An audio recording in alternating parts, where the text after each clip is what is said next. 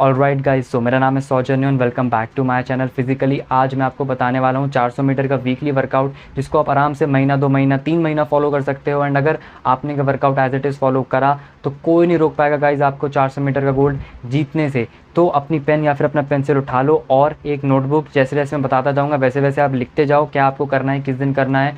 Guys, अगर आप एक अच्छा रनर बनना चाहते हो तो ये चैनल बनाया गया है आप जैसे लोगों के लिए। मैं यहाँ पे वो टिप्स दूंगा जो शायद आपका कोच आपको ना दे। तो जल्दी से मेरे चैनल को कर लो सब्सक्राइब और वीडियो को कर दो लाइक। इंस्टाग्राम पे मेरे को फॉलो करना मत भूलना। अगर आप मुझसे कुछ पूछना चाहते हो इंस्टाग्राम पे पूछ सकते हो, नीचे कमेंट सेक्शन में भी पूछ सकते हो। So without wasting any time guys, इस वीडियो को अब हम स्टार्ट करते हैं।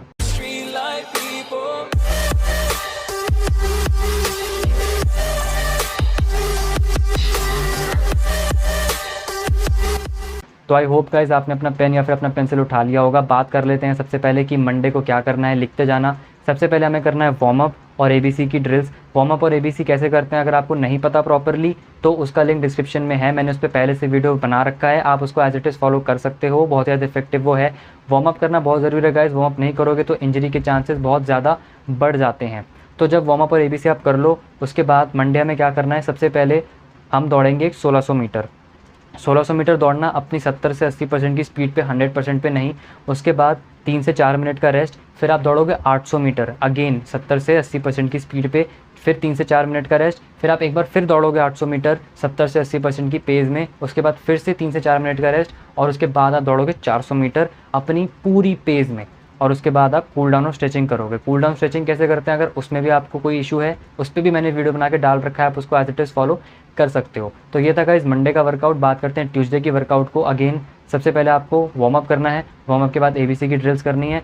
ट्यूसडे को हम करेंगे स्टैमिना और स्पीड पे वर्कआउट, क्योंकि 400 मीटर में आपको सिर्फ स्टैमिना नहीं लगेगा, स्पीड भी लगेगी। तो स्पीड और स्टैमिना पे ये वर्कआउट काम करेगा, आप स्टैमिना बिल्ड कर पाओ। 400 मीटर एक लंबी रेस होती है, बहुत ज़्यादा स्टैमिना चाहिए होता है 400 मीटर को दौड़ने के लिए। कोई नॉर्मल इंसान नहीं दौड़ सकता इसको स्पीड में, बहुत ज़्यादा स्टैमिना चाहिए होता है। तो स्टैमिना और स्पीड पे हमें वर्कआउट करना है। कैसे करना है, एक पूरा स्टैमिना और स्पीड वर्कआउट मैंने बना के डाला हुआ है वीडियो, उसका लिंक भी डिस्क्रिप्शन में मिल जाएगा। उसको एज इट इज़ फॉलो करना।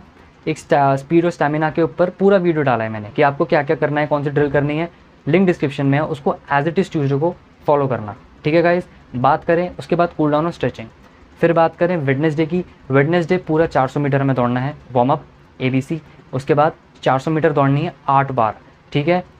और हर स्प्रिंट के बीच में पहले की जो 7 हैं, सबसे पहले जो पहले की 7 स्प्रिंट रहेंगी 8 बार दौड़नी है। पहले की जो 7 रहेंगी उनमें सिर्फ आपको 70 से 80% अपनी जान लगानी है। जो लास्ट वाली होगी उसमें आप 100% जान लगा दोगे। और हर स्प्रिंट के बीच में 3 से 4 मिनट का गैप लेना है, ठीक है। 8 स्प्रिंट, पहले की 7 में 70 से 80% की स्पीड और 3 से 4 मिनट का रेस्ट। लास्ट वाली में पूरी की पूरी जान लगा देनी है कि उसके बाद आप गिर जाओ। उसके बाद फिर कूल डाउन और स्ट्रेचिंग। बात करें थर्सडे की वर्कआउट की। थर्सडे को हमें वर्कआउट करना है प्लायोमेट्रिक्स का। देखो गाइस, रनिंग में प्लायोमेट्रिक्स का वर्कआउट बहुत ज़रूरी होता है। आपके जो हिप्स हैं, आपके जो हिप मसल्स हैं, हैमस्ट्रिंग्स बहुत ज़्यादा स्ट्रॉन्ग होने चाहिए। इतनी लंबी रेस स्पेशली दौड़ने के लिए 100-200 मीटर में, पूरी रनिंग के सारे इवेंट में प्लायोमेट्रिक्स का वर्कआउट के बिना तो ये अधूरा रह जाता है। तो प्लायोमेट्रिक्स का वर्कआउट करना है जो कि आपकी जो हिप जॉइंट्स हैं, हिप मसल्स हैं, उनको स्ट्रॉन्ग करेगा। जंपिंग एक्सरसाइज होती हैं, कैसे करना है प्लायोमेट्रिक्स का एक पूरा वर्कआउट मैं बना के ऑलरेडी डाल चुका हूँ यूट्यूब पे, नीचे लिंक है डिस्क्रिप्शन में।